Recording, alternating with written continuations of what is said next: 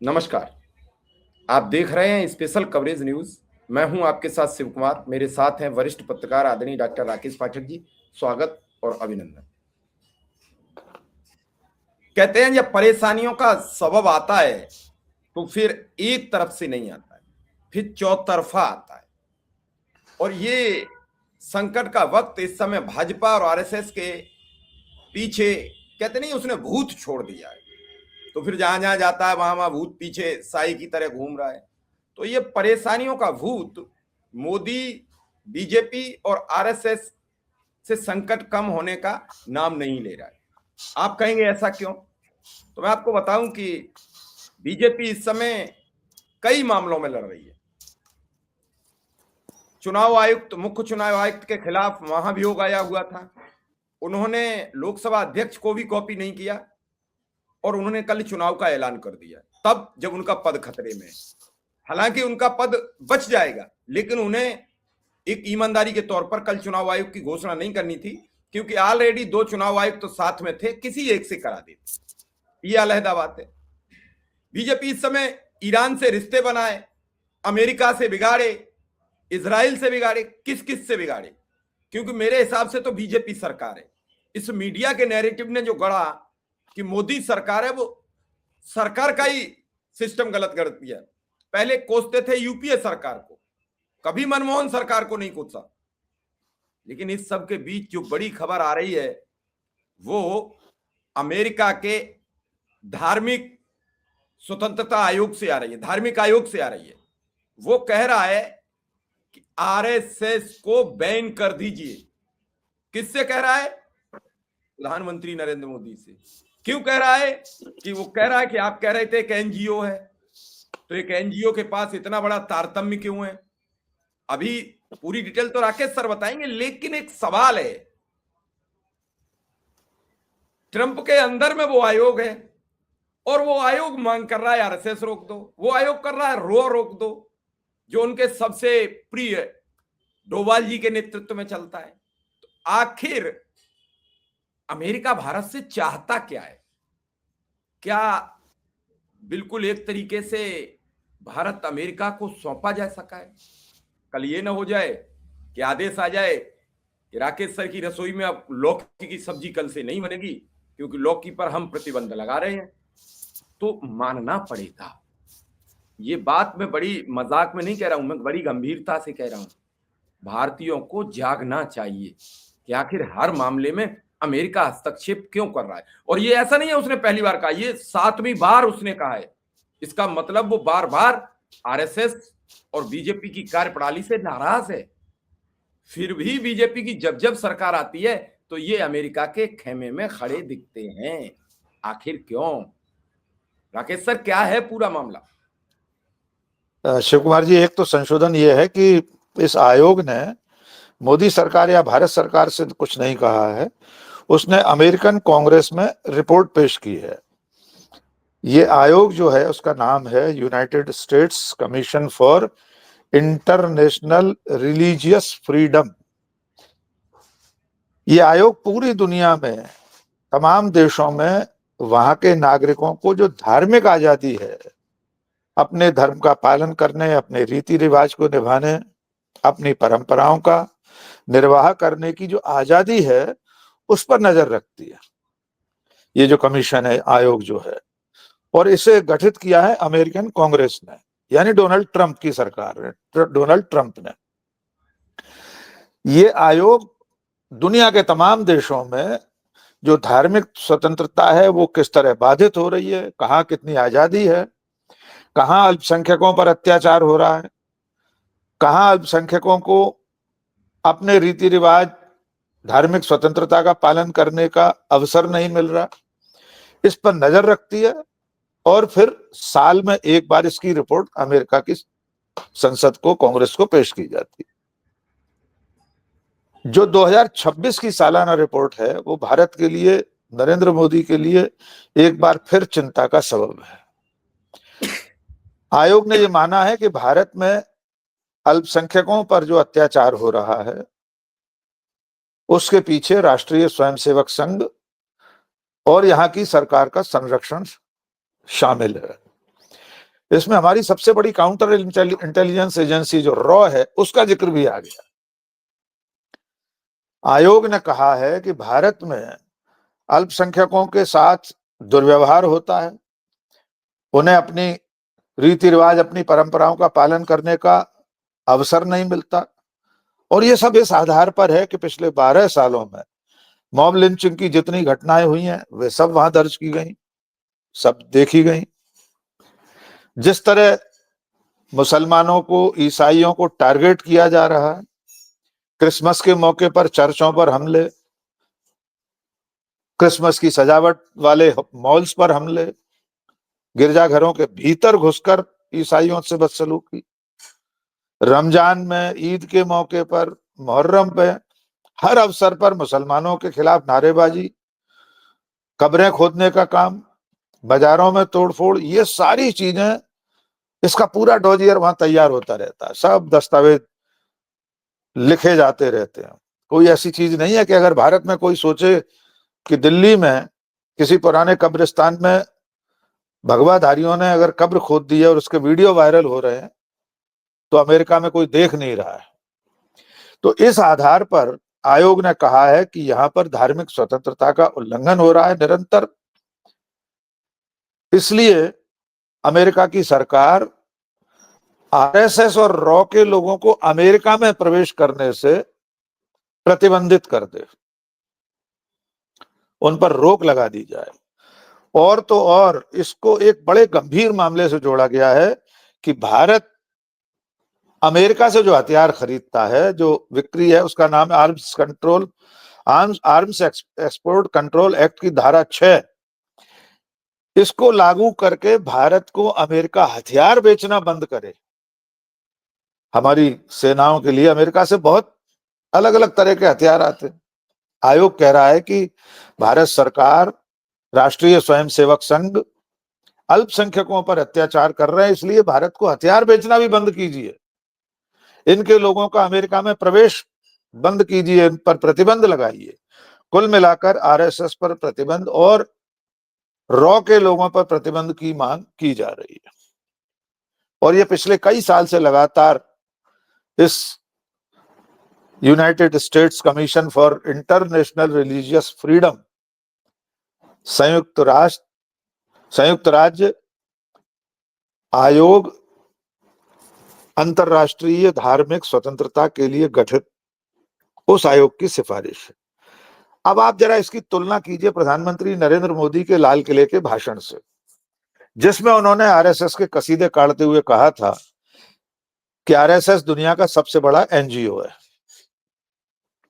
अब उसी पर अंकुश लगाने की बात अमेरिका की सरकार, डोनाल्ड ट्रंप, उनका आयोग कर रहे हैं।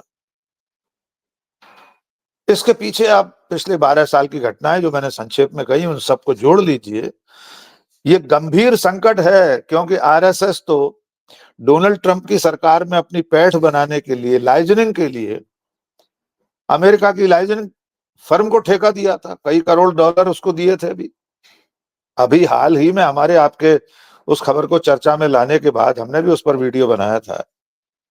आरएसएस ने उस फर्म से हाथ खींच लिए है, लेकिन अब तक तो पैसा खर्च कर रहे थे इसी के लिए। व्हाइट हाउस में, डोनाल्ड ट्रंप के दफ्तर में, सत्ता के गलियारों में पहुंच बढ़ाने के लिए, अपनी छवि निखारने के लिए आरएसएस चाहता था कि अमेरिका में उसकी छवि वैसी न बने जैसी यहां उनके चिंटू पिंटुओं के कारण बन रही है। उसके लिए ठेका दिया था लाइजनिंग फर्म को, और वहां कानून ही है, अमेरिका में बाकायदा उसके लिए फर्म्स बनी हुई हैं, सरकारें तक ठेका देती हैं। भारत सरकार ने भी ठेका दे रखा है एक लाइजनिंग फर्म को। अर्थात करोड़ों रुपए खर्च करने के बावजूद आरएसएस ट्रंप की सरकार में अपनी छवि अच्छी नहीं बना सकी। उनकी छवि वही बनी है जो असल में है, मुसलमानों पर, ईसाइयों पर, दलितों पर, आदिवासियों पर अत्याचार करने वाली। इसीलिए ट्रंप की सरकार का आयोग आरएसएस को बैन करने की मांग कर रहा है, और ये सीधे सीधे नरेंद्र मोदी पर चोट है। जी शिव कुमार।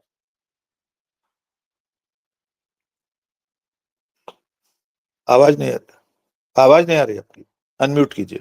सर, ये अमेरिका अंतरराष्ट्रीय धार्मिक स्वतंत्रता आयोग USCIRF ने अपनी जो वार्षिक रिपोर्ट 2026 की प्रस्तुत की है, उसमें उन्होंने ये अनुरोध किया अपनी सरकार से कि आप आरएसएस पर प्रतिबंध लगा दीजिए।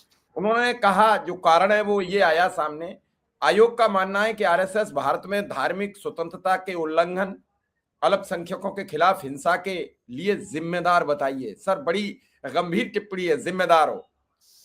इन सिफारिशों के आधार पर आरएसएस की संपत्ति जब्त करने, उसके सदस्यों के अमेरिका में प्रवेश पर रोक लगाने जैसे महत्वपूर्ण कदम उठाने के लिए सरकार को सलाह दी है। अब आप सर सोचिए, मैं बार बार ये कहता हूं कि भारत में एक सुई भी हिलती है, उसका वीडियो सोशल मीडिया पर चला जाता है और विश्व में वो कहां देखा जाएगा, अब ये फिर हमारे हाथ में नहीं रहता। हम और आप ये वीडियो बना रहे हैं, ये कहां देखा जाएगा हम और आपको पता नहीं है। किस शहर में देखा जाएगा हमें नहीं पता है, किस देश में देखा जाएगा हमें नहीं पता है, लेकिन ये बात तो बाहर तक जाएगी। जब इस देश में गाय के मांस को लेकर एक व्यक्ति को पीट पीट कर मार दिया जाता है और बाद में वो मीट भी गाय का नहीं निकलता है। मोइन खान का घर इसलिए तोड़ दिया जाता है कि वो एक अपराध में आरोपी है, आरोपित है, आरोपी नहीं, आरोपित, और उस आरोपित व्यक्ति को सजा दे देती है बिना कोर्ट और अदालत के, वो अब बरी हो जाता है। तो क्या ये सब खबरें विदेश में पढ़ी नहीं जाती? वहीं कल 2 अधिकारी जो सवर्ण थे, एक ब्राह्मण था, एक वैश्य था, एक एजीएम था, एक जीएम था, हम यूपी की जिक्र कर रहे हैं, उन्हें मार दिया जाता है। उस आरोपी के घर, वो एक जाति विशेष का था, तो बुलडोजर नहीं जाता है, घर नहीं तोड़ा जाएगा। तो ये जो असमानता है, धार्मिक, जातीय, सामाजिक, तो ये सर सब खबरें रुकेंगी थोड़ी। फिर आप ये चाहते हो कि रुक जाए। इधर प्रधानमंत्री जी खुद कहते हैं कि आरएसएस एक एनजीओ है, विश्व का सबसे बड़ा बता दिया। वो हर चीज को विश्व से जोड़ के रखते हैं। वो अपनी को जोड़ा विश्व गुरु के नाम पर, आरएसएस को जोड़ा विश्व का सबसे बड़ा एनजीओ। तो साहब, अमेरिका कैसे ये बादशाहत बर्दाश्त करेगी? अरे ईरान से लड़ाई बादशाहत को लेकर तो है, बाकी क्या है?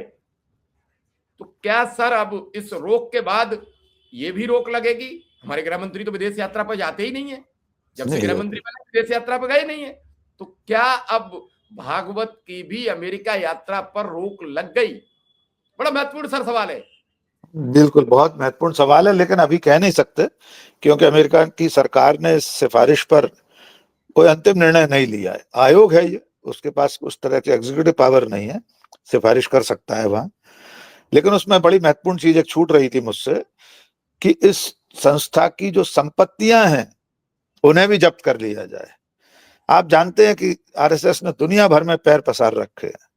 अमेरिका में भी उसका एक संगठन है, उसका नाम है अंतरराष्ट्रीय नहीं, उसका नाम बहुत मिलता जुलता नाम है, राष्ट्रीय स्वयंसेवक, हिंदू स्वयंसेवक संघ। अमेरिका में जो इसकी इकाई है उसका नाम है हिंदू स्वयंसेवक संघ। इनके पास बहुत संपत्तियां हैं, वहां पर अलग अलग शहरों में इनके दफ्तर हैं। तो इस आयोग ने उन्हें भी जब्त करने की बात कही।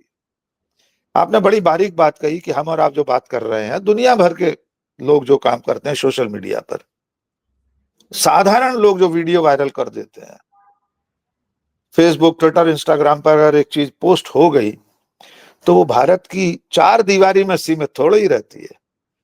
अगर संभल का कोई सिरफिरा पुलिस ऑफिसर थाने में बैठकर ये धमकी देता है मुसलमानों को कि अगर ईरान के पक्ष में नारे लगाने तो ईरान चले जाओ, या एसपी कलेक्टर नमाज अदा करने वालों की संख्या निर्धारित करने का आदेश देते हैं कि मस्जिद में सिर्फ इतने लोग आएंगे, तो ये चीजें संभल और लखनऊ और कानपुर या दिल्ली तक सीमित नहीं रहती।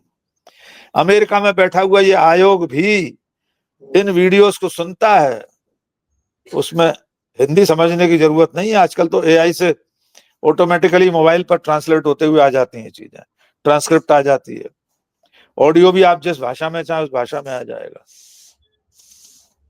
तो ये जो छोटे छोटे उदाहरण हैं, इनको पूरी दुनिया देख रही है। कि अभी एक आध साल पहले संभल का एक सीईओ कह रहा था कि घर की छत पर भी नमाज अदा नहीं कर सकते। इससे ज्यादा जुल्म क्या होगा? जिस उत्तर प्रदेश में हेलीकॉप्टर से कांवड़ियों पर फूल बरसाए जाते हों, अभी होली पर पूरे देश में सड़कों पर लोगों ने होली मनाई है, बड़े बड़े चल समारोह निकलते हैं, लेकिन सिर्फ 4.5 या 5 मिनट की नमाज अगर अदा कर दे कोई घर की छत पर, तो उस पर मुकदमा लग जाएगा। घर की छत छोड़िए, वो बरेली के किसी कस्बे में, मोहम्मदपुर कस्बे में, घर की 4 दीवारी के भीतर 14 या 18 लोग नमाज पढ़ रहे थे, उन्हें पुलिस उठा ले गई थी। तो आपको क्या लगता है दुनिया आंखें मूंदे बैठी है? और ये अकेले अमेरिका के आयोग की बात नहीं, संयुक्त राष्ट्र संघ की भी एक अंतर मानवाधिकार इकाई है, वो भी लगातार इस बात को दर्ज कर रही है कि भारत में मुसलमानों, ईसाइयों, दलितों, आदिवासियों पर अत्याचार लगातार बढ़ रहा है। नरेंद्र मोदी समझ नहीं रहे हैं, न मोहन भागवत समझ रहे हैं। उन्होंने जो भस्मासुर पैदा किए हैं, उसका खामियाजा अंततः उन्हें ही भुगतना पड़ेगा। आपने ठीक कहा, किसी दिन अगर सचमुच प्रतिबंध लग गया तो मोहन भागवत, भैया जी जोशी, फलाने जी, भैया जी अमेरिका नहीं जा पाएंगे। नरेंद्र मोदी भी अमेरिका नहीं जा पाते थे, आपको याद होगा, उनको वीजा नहीं मिलता था अमेरिका का। अब तो चूंकि हेड ऑफ द नेशन है, प्रधानमंत्री है, इसलिए जा पा रहे हैं। अमित शाह तो अब भी नहीं जाते। कौन सा डर है? कौन सा मुकदमा दर्ज है उनके खिलाफ दुनिया के किसी कोर्ट में, दुनिया की? इसके बावजूद नहीं जाते हैं, क्योंकि वे जानते हैं कि उनके कामकाज, उनकी कथनी करनी को दुनिया भर में देखा गया है और दुनिया चुप बैठने वाली नहीं है। अमेरिका ने जिस तरह से भारत पर चढ़ाई कर रखी है, ट्रेड डील, सीज फायर का ऐलान, रोज मनमाने बयान, रूस से तेल मत खरीदो। वो कैरोलिन लेविट, व्हाइट हाउस की प्रवक्ता, कह रही है कि हम जो कहते हैं भारत वही करता है। और अब आरएसएस पर बैन की मांग, सिफारिश। तो ये 100 सुनार की एक लोहार की चोट होगी। जिस दिन अमेरिका ने आरएसएस को बैन कर दिया, उस दिन नाक कट जाएगी नरेंद्र मोदी की, कि उनके दौर में, उनके प्रधानमंत्री रहते हुए, उनके डियर फ्रेंड डोनाल्ड ट्रंप ने उनकी पितृ संस्था को बैन कर दिया है। तो आगे आगे देखिए होता है क्या। जी सर, ये तो गंभीर समस्या है और कांग्रेस लगातार ये चर्चा कर रही है कि आरएसएस पर रोक लगनी चाहिए।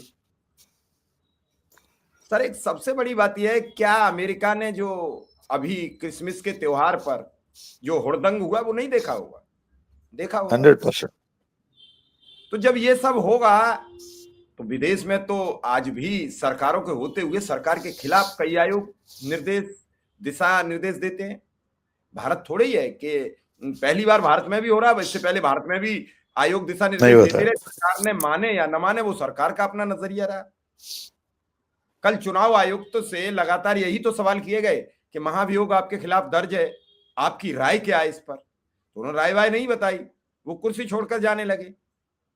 तो इन सब चीजों से सर आयोग बनाए क्यों जाते हैं? आयोग की सलाह मशविरा के लिए ही तो बनाए जाते हैं। आयोग अपनी सलाह देता है। क्या सर इसमें आपको यह भी दिखता है कि जो प्रधानमंत्री का स्पीच था लाल किले की, वो बड़ी ध्यान से सुनी गई अमेरिका में? कि एक विश्व का सबसे बड़ा एनजीओ जिसका रजिस्ट्रेशन भी नहीं है, ये प्रधानमंत्री जी के ही तो शब्द हैं, हमारे तो थोड़े ही है। तो क्या इन सब चीजों से अमेरिका को ये लग रहा हो कि जो अपने ही देश में अनरजिस्टर्ड है, वो हमारे यहाँ एक हिंदू स्वयंसेवक के नाम से संस्था बनाकर हमारे देश को भी बरगलाने का तो कोई प्रयास नहीं कर रहा है? कल कोई ऐसा सिस्टम तैयार तो नहीं हो रहा है कि हमारे देश में ही कुछ स्थितियां विकराल हो जाए?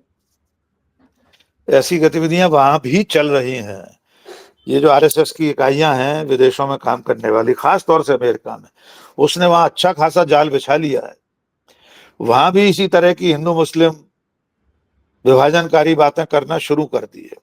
इसीलिए तो अमेरिका के लोग, अमेरिका की सरकार सतर्क हो गए। प्रधानमंत्री का भाषण कौन नहीं सुनता? दुनिया के हर बड़े देश में भारत जैसे महादेश के प्रधानमंत्री के भाषण पर गौर किया जाता है।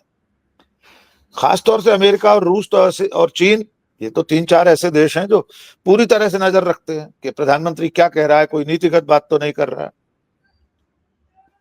और जब प्रधानमंत्री उसे दुनिया का सबसे बड़ा एनजीओ बता दें तो अमेरिका के कान खड़े होना लाजमी है। उसे यह समझना होगा कि उसकी धरती पर बैठकर वहां खाद पानी पाकर उनकी जड़ों में मट्ठा तो नहीं डाल रहे हैं। इसीलिए इस आयोग ने आरएसएस को बैन करने की मांग की है कि वहां उनकी गतिविधियां भी ठीक नहीं चल रही है। कामकाज तो भारत में देखा जा रहा है, लेकिन उसका उल्लेख नहीं किया कि अमेरिका में क्या कर रहे हैं। बहाना यह बनाया गया है कि भारत में अल्पसंख्यकों पर अत्याचार हो रहे हैं, और बहाना नहीं है, सच्चाई है। लेकिन वो आयोग ये भी जानता है कि अमेरिका में इनकी घुसपैठ है, इसीलिए तो अमेरिका में संपत्तियां जब्त करने की मांग की गई है। इनके पदाधिकारियों कार्यकर्ताओं को अमेरिका में प्रवेश न करने के लिए कहा गया है। आप सोचिए, अमेरिका की सरकार तो बहुत बड़ी सौदागर है, व्यापारी, हथियार बेचती है, लेकिन उसी का एक आयोग ये कहे कि भारत को हथियार मत बेचिए क्योंकि वहां एक ऐसा संगठन है जो अल्पसंख्यकों पर जुल्म ढा रहा है। तो ये उससे भी बड़ी बात है, अमेरिका के धंधे पर प्रभाव पड़ेगा। लेकिन फिर भी अगर आयोग ने यह सिफारिश की है तो इसका अर्थ यह है कि इस बार आयोग बहुत ज्यादा गंभीर है।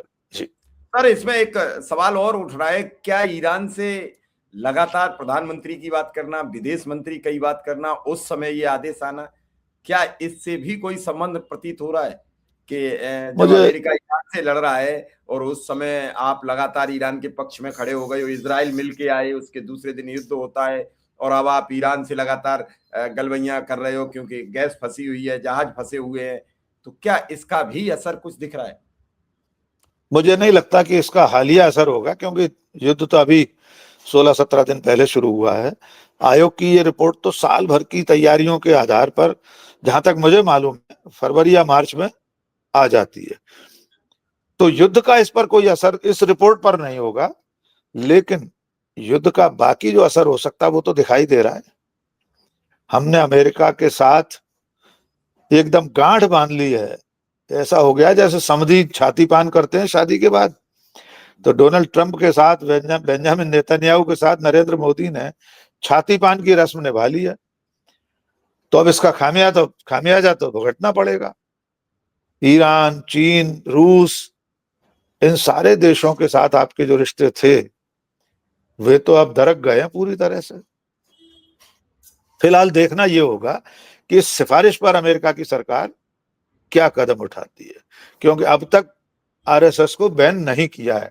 ये रिपोर्ट पहले भी आ चुकी है इस तरह की कई सालों से। जी सर, एक बस अंतिम में सवाल छोटा सा, जो अभी आपने जिक्र किया कि संभल, वो जो मस्जिद वाला मामला है जिसमें 20 आदमी की अनुमति दी गई थी, वो पिछले सप्ताह जब सुनाया गया तो कहा कि जिलाधिकारी और पुलिस कप्तान अगर जिला नहीं चला पा रहे हैं, जिले में कानून व्यवस्था बढ़िया नहीं दे पा रहे हैं, तो वो इस्तीफा दे दें या अन्यत्र ट्रांसफर करा ले जाए। आज उस मामले की फिर हाईकोर्ट में सुनवाई, और वो जज भी वही हैं, अतुल श्रीधरन जी, जिन्होंने आपके मध्य प्रदेश के एक मंत्री को सोफिया कुरैशी के मामले में एफआईआर करने के निर्देश दिए थे। तो क्या इस मामले से सरकार और आरएसएस पर आई इस खबर से कोई असर पड़ेगा? क्योंकि इससे पहले जो मान लीजिए आदेश आए उस समय कांग्रेस की या यूपीए की सरकार रही हो, तो ये भी कहा जा सकता है कि यूपीए की सरकार की वजह से ऐसा आयोग निर्देश दे सकता है। लेकिन इस बार तो पूरी नाक पूछी जा रही है, नाक ही नहीं बचेगी, उन्हीं की सरकार के नेतृत्व में ये आयोग ने निर्देश दिया है। देखिए, ये जो संभल में 20 लोगों को नमाज पढ़ने की इजाजत का मामला है मस्जिद में, अतुल श्रीधरन एक शानदार न्यायमूर्ति हैं, न्यायाधीश हैं, उन्होंने बिल्कुल सही कहा, कानून व्यवस्था बनाना कलेक्टर और एसपी की जिम्मेदारी है। अगर मस्जिद में अधिक संख्या में लोग आ जाते हैं, जब तक कोई अराजकता नहीं पैदा कर रहे, कोई दंगा नहीं भड़का रहे, कोई ऐसा कानून विरुद्ध काम नहीं कर रहे, तो संख्या निर्धारित नहीं की जा सकती। क्या मथुरा के कलेक्टर ने बांके बिहारी मंदिर में संख्या निर्धारित की है जन्माष्टमी के दिन? क्या काशी विश्वनाथ में, महाकालेश्वर में शिवरात्रि के दिन कितने आएंगे श्रद्धालु, उसकी संख्या कलेक्टर एसपी निर्धारित करते हैं? तो फिर एसपी कलेक्टर की हिम्मत कैसे हुई कि रमजान में आप संख्या निर्धारित करने का आदेश दे रहे हैं? इसलिए न्यायमूर्ति अतुल श्रीधरन ने बिल्कुल सही कहा आप ये जिम्मेदारी नहीं निभा सकते तो नौकरी छोड़कर चले जाइए या दूसरे जिले में चले जाइए। मुझे ऐसा लगता है अगर अदालतें न्याय संगत तरीके से इस तरह के कदम उठाने लगी तो आरएसएस, बीजेपी, मोदी के अंधभक्त और उनको खुश करने के लिए कानून का उल्लंघन करके काम करने वाले पुलिस और प्रशासनिक अधिकारियों को भी सबक मिलेगा। मैं तो साफ कह रहा हूं कि जिस पुलिस अधिकारी ने थाने में बैठकर मुसलमानों को ये धमकी दी थी कि अगर ईरान की चिंता है तो ईरान चले जाओ, उसके खिलाफ यद्यपि जांच शुरू हो गई, कोई नोटिस वगैरह भी सर्व किया गया है, जी लेकिन कायदे से ऐसे लोगों की वर्दी उतार लेना चाहिए। इनको कोई हक नहीं है, इन्हें कानून का पालन करने के लिए नौकरी में रखा गया है। ये संविधान और कानून को बलाए ताक रखकर किसी के खिलाफ भी ऐसी कार्रवाई नहीं कर सकते, अल्पसंख्यक हो या बहुसंख्यक हो, किसी के भी खिलाफ नहीं हो सकता। जी शिव कुमार। चलिए सर, बिल्कुल अब देखेंगे आरएसएस का क्या होगा, मोहन भागवत का क्या होगा। वो तामझाम है जो कई गाड़ियों का और लाव लश्कर है, उसका क्या होगा, इंतजार करना होगा। और कब बैन की खबर आती है इसका भी इंतजार होगा। फिलहाल आपका बहुत बहुत आभार, बहुत बहुत धन्यवाद।